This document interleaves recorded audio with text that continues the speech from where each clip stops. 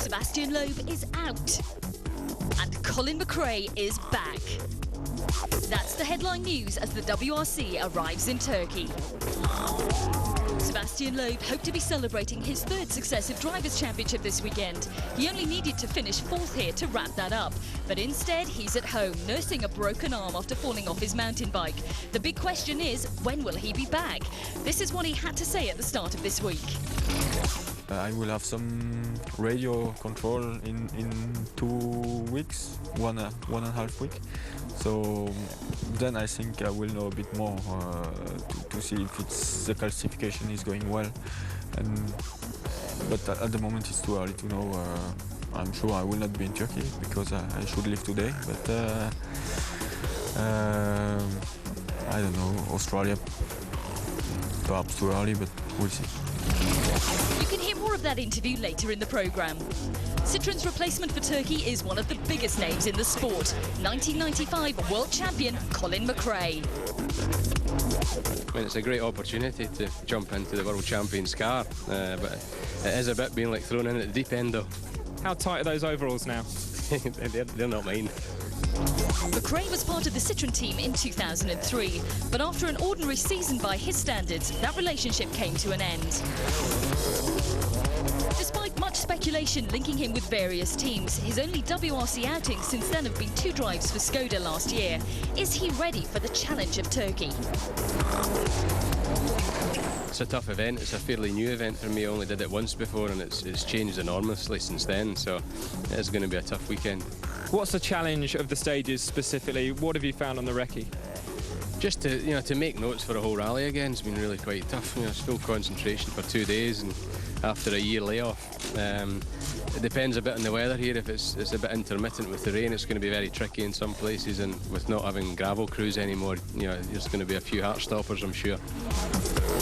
Whatever the result, the Scotsman is sure to provide plenty of entertainment this weekend. But how does all this affect the championship? Firstly, Loeb's absence provides a lifeline for Marcus Gronholm's championship hopes, but he's still 35 points behind Loeb, and if he fails to finish in the top 3 here, Loeb will be champion. Gronholm will have been keeping a close eye on all the recent news. What does he make of it all? I heard it, yes. First I thought it was not true, but yeah. What can I say? Bad luck for him because it was outside the rally, so not so nice. Do you think there's any chance of you winning the championship now? Can you do it? Are you going to really go for it? It depends how long he's staying out, because the points gap is really big. I need really to win near all of the rallies, so it's not easy. But Ford will now be favourites in the Manufacturers' Championship. Thanks to the performances of Gronholm and the newfound consistency of Mikko Hirvonen, the Blue Oval boys have been closing in on the early pace setters Citroen. This places extra pressure on Citroen number 2 driver Danny Sordo, and he's experiencing a wretched run of form at the moment.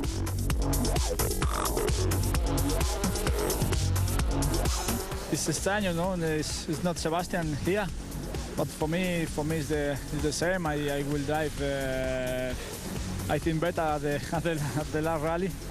But now it's Colin. I think Colin was a good job for the team, and we will see after. I make some mistakes, in big mistake, let's say, in Cyprus, but I trust him, and this is a good guy.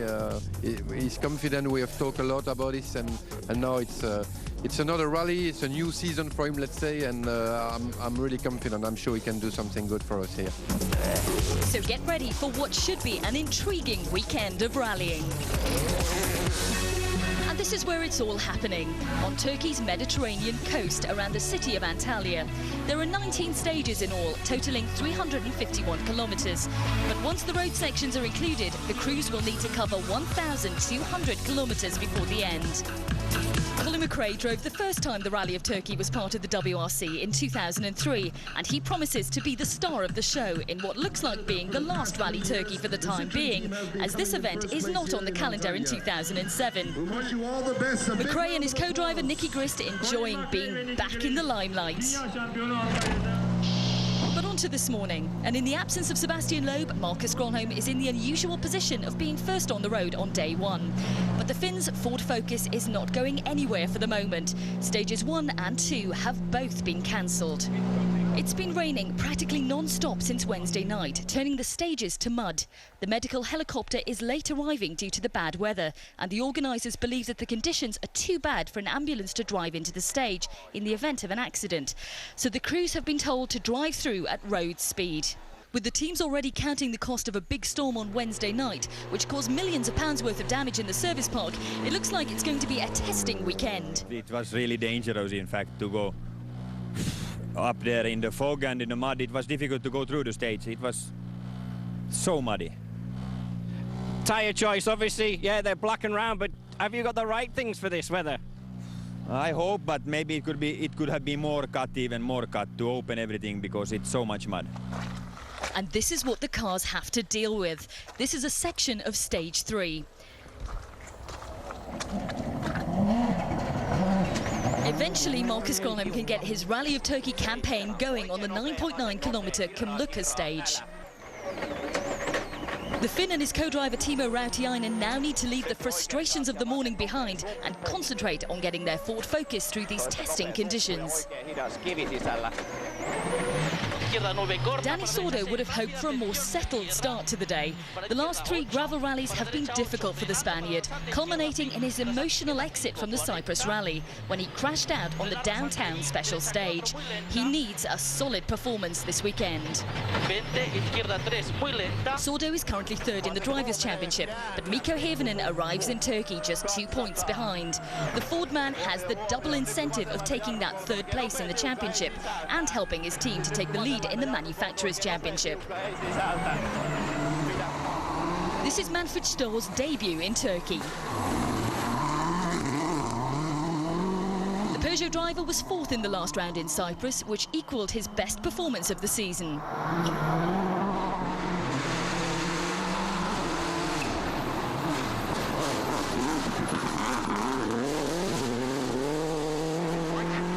Solberg was 2nd here last year, coming out on top in a memorable battle with Marcus Gronholm.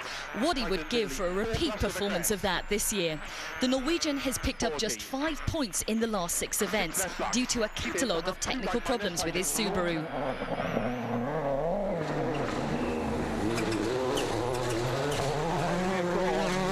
Harry Rovanperä and his teammate Andreas Eigner managed just 1 stage in Cyprus. A fault with the sensor that relays data to the engine control unit brought both their Skodas to a standstill. The team say they are confident that this issue has been solved for Turkey.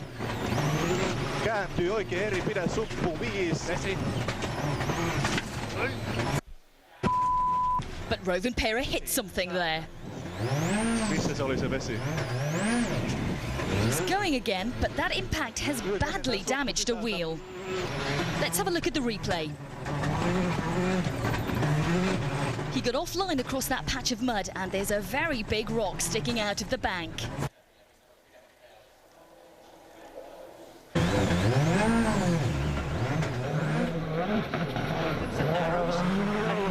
So Colin McRae finally gets to drive the #1 Citroën in anger. And it's 10 years since McRae carried that number, the prize for being reigning world champion.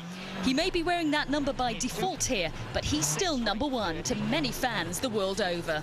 The Scotsman makes a solid start on his return to the WRC. He's 5th fastest on this belated opening stage. But quickest was Marcus Gronholm, and he was a massive 24.9 seconds faster than 2nd place Petter Solberg. More good news for Gronholm is that his protégé Kosti Katiamäki in the Stobart VK Ford Focus is 3rd. Danny Sordo made it safely through that stage. He's 9th. The crews now return to service.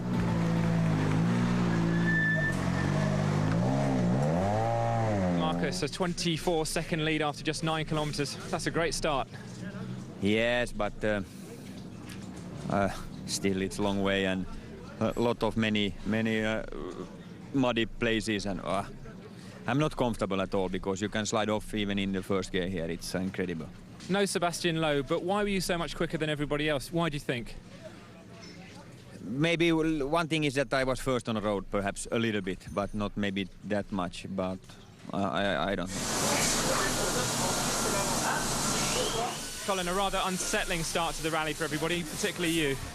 Yeah, it's not the nicest condition to start in, but it's absolutely atrocious, and all you can do is survive and try and get through without a mistake. What about the Zara? It's been 3 years out of the seat of the Zara. Is the feeling there yet, or is it just too early to tell? No, in these conditions, it doesn't matter what you drive, you're not going to feel anything. Join us after the break as the cars continue to battle the elements in Turkey. And we'll hear more from Sebastian Loeb as he recovers from his broken arm at home in Geneva.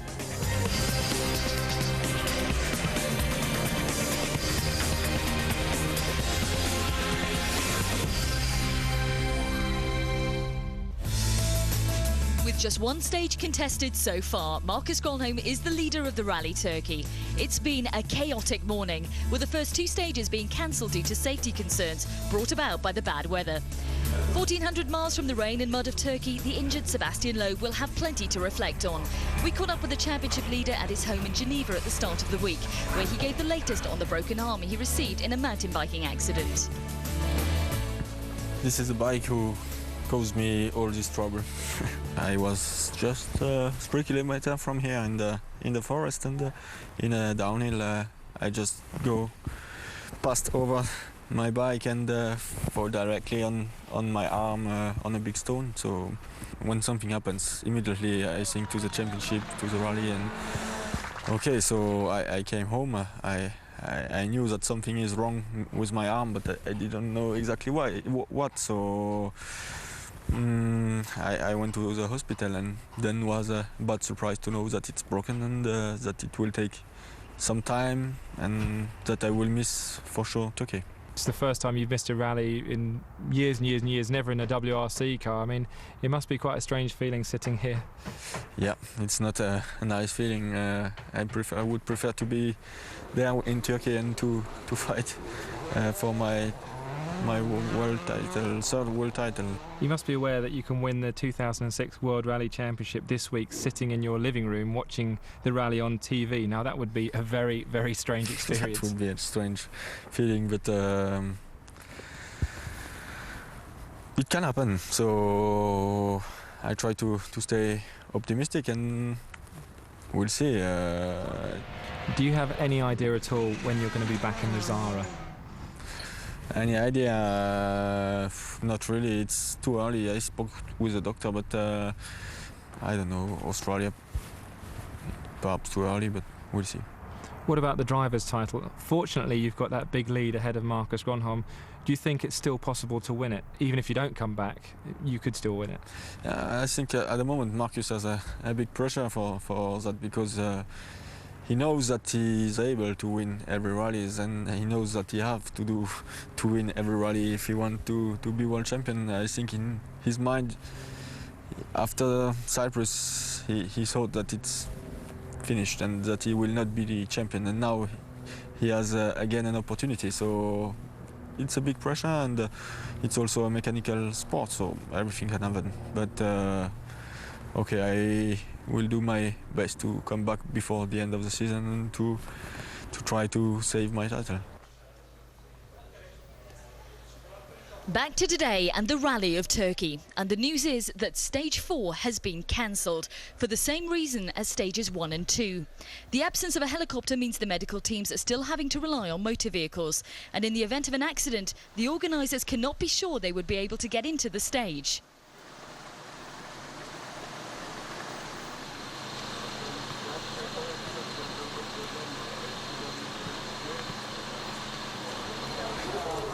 But Stage 5 is running, but has been shortened to 13 kilometres.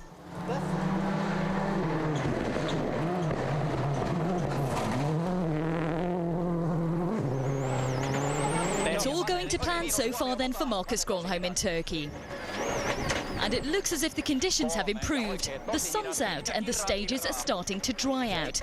But there will be some muddy patches out there.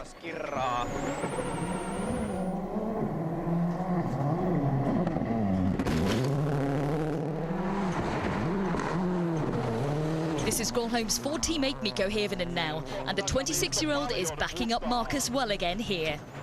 Mikko is just 1.2 seconds slower than his teammate through this stage.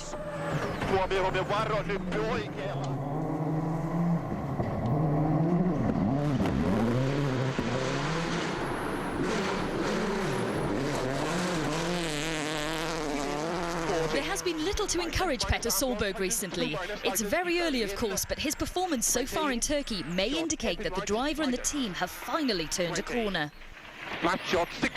He's pushing hard here again on stage 5, but the mud is blocking his radiator, which could be an issue for the Norwegian. Petter, it's not too bad, but 5.9 seconds slower than Marcus in there.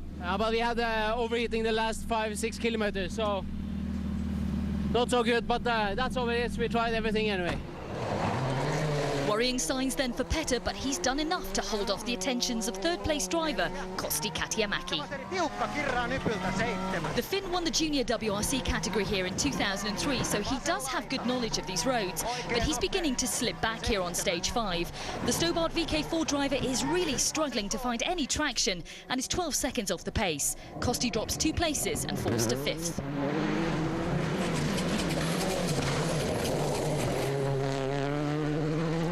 One of the drivers to take advantage of the ailing Katiamäki is Colin McRae. The Scot is 5th fastest and moves up to 4th overall.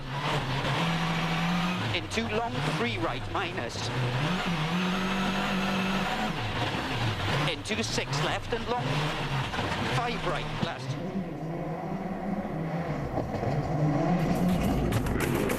So second place could be up for grabs, but at the top, Marcus Gronholm extends his lead. It's now more than 30 seconds.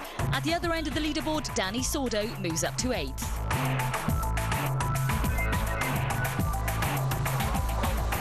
On to stage 6 now, the second run through Kumluka.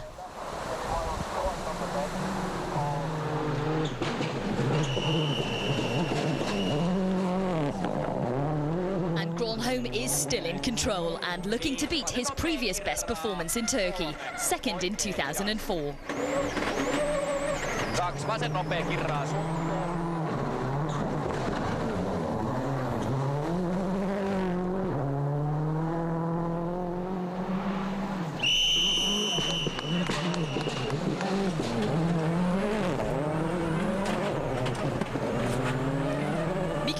Is looking to continue his run of podium finishes. It currently stands at 5 in the last 6 events.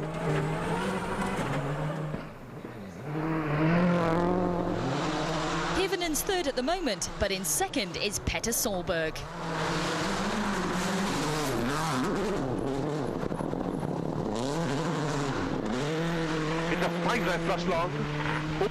It looks like his worries about the engine overheating have not developed, but he is beaten by Mikko Hirvonen on this stage.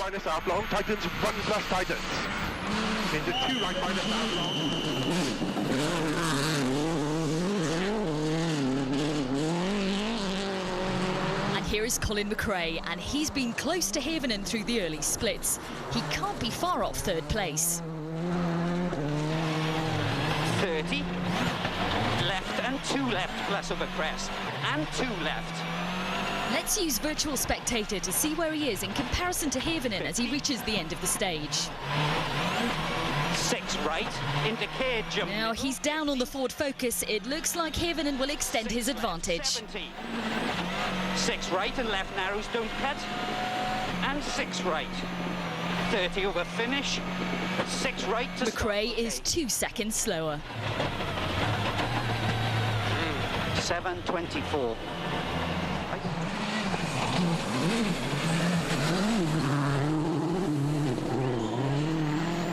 And Henning Solberg is moving into the reckoning. He goes into 5th position on this stage. Kort 2 venstre pluss 30. 1 høyre pluss 20.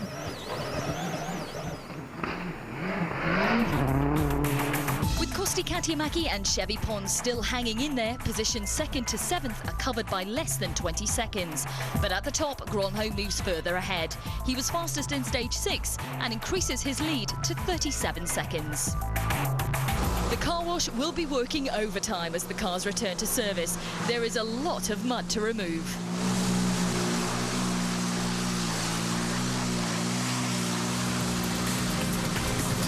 The final stages of the day are coming up after the break. See you in a few minutes.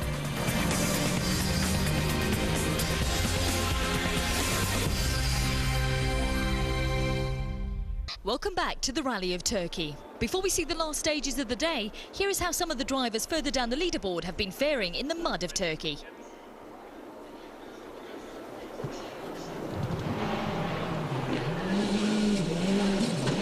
Chevy Pons is currently 7th, but is right in the mix. He is less than 20 seconds behind second position. And Pons is beating the man who was promoted above him in the Citroën team, Danny Sordo. But Sordo, who's 8th, will be satisfied if he can just make it through this opening day without incident. Chris Atkinson is 9th, but just 0.4 of a second behind Sordo. 30.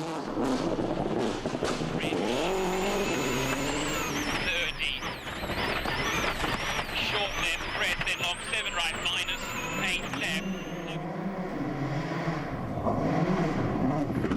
Manfred Stoll has not made the impact he would have hoped. The Peugeot man is in 10th.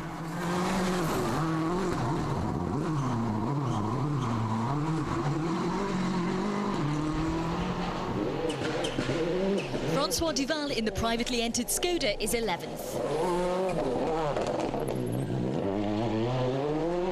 And that's 1 place ahead of the first works model driven by Andreas Aigner. The Austrian is 2 places in front of his teammate Harry Rovanperä, who removed a wheel on stage 3.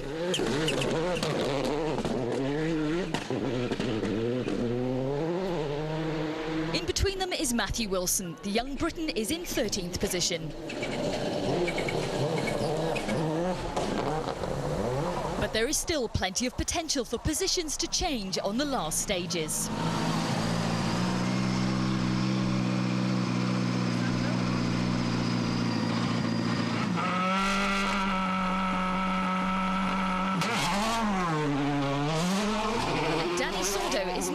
With his tyre choice. He has selected a hard compound expecting it to be drier. He drops out of the top 8. But Chris Atkinson moves into the top 8 over these last 2 stages. In fact, he moves from 9th to 6th.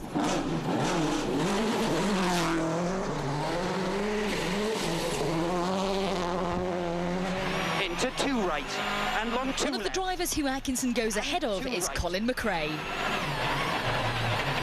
Into 2 right and long 2 left and 2 right. And again, it seems to be tyres that are the problem. It's been a really tough day, but we've just made a really bad tyre choice in the last 2, so there's nothing we could do there. It was terrible. And McRae drops 3 places to 7th, but Kosti Katiamäki is on his way back up. He goes into 5th. It's been a great day for the young Finn. And Henning Solberg also goes ahead of McRae. He's now 6th.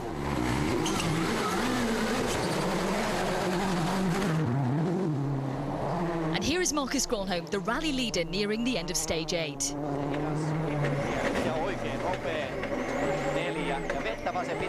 He wouldn't have been expecting those cows, but he's managed to avoid them. It's been a real hard day this morning, obviously losing some stages. Do you think that disadvantaged you? No, I don't know. They were very tricky, so I hope it will dry for tomorrow, so we can try again. Petter Solberg took nearly 6 seconds out of Gronholm on stage 7, and he's well up on all the early splits in stage 8. The 6 left minus opens long keep in. However, he lost time in the latter part of the stage, but he was still fastest and takes 9 seconds out of the leader over those 2 stages. It's very good, actually. It's good fun to see Magnus again on the splits. Mikko Hirvonen gets through these 2 stages without incident, and with just the super special in Antalya left, it looks like he will end the day in 3rd, but he loses time to Petter Solberg.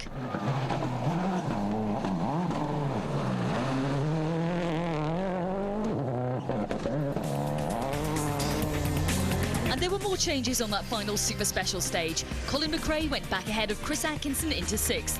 Otherwise, the top 8 remained the same. Gronholm ending the day 26.1 seconds in front of Petter Solberg. He was now 22.7 seconds ahead of Mikko Hirvonen. Plenty of movers lower down the leaderboard over the final 3 stages. Among them, Manfred Stoll and Francois Duval, who are now 9th and 10th. Danny Sordo, who drops to 11th, and Harry Rovanperä, who is now 12th. You can get all the reaction from today at WRC.com, and we'll see you tomorrow.